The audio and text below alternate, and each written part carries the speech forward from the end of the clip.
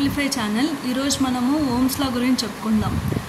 ఇక్కడ current flowing between ends of the conductor is directly proportional to applied voltage provided physical conditions temperature do not change. ఇక్కడ ఈ స్టేట్మెంట్కి meaning చెప్పే కన్నా ముందు conductor అంటే ఏంటి? కండక్టర్ అంటే చాలా వరకు మెటల్స్ అన్నిటిని కూడా కండక్టర్స్ అంటారు. దీనికి ఉండే మెయిన్ ప్రాపర్టీ ఏంటంటే కరెంట్ని తన ద్వారా పాస్ చేసుకోగలగాలి. కరెంట్ని తన ద్వారా కండక్ట్ చేస్తే దాన్ని కండక్టర్ అంటారు. మోస్ట్లీ చాలా వరకు మెటల్స్ దీని కిందికి వస్తాయి అన్నమాట.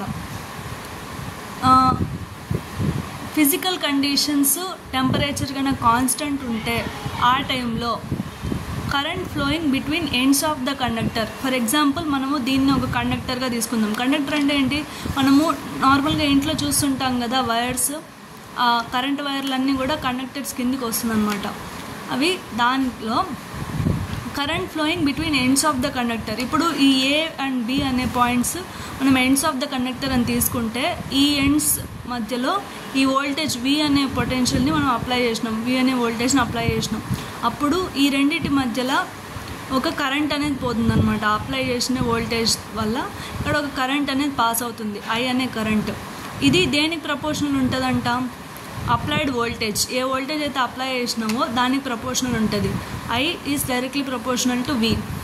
దీన్నే మనం మ్యాథ్స్లో ఎట్లా రాస్తాం? ఏదన్నా కూడా ప్రపోర్షనాలిటీ ఉంటే ఆ సింబల్ని దీనికి ఒక కాన్స్టెంట్తో రిప్రజెంట్ చేస్తాం.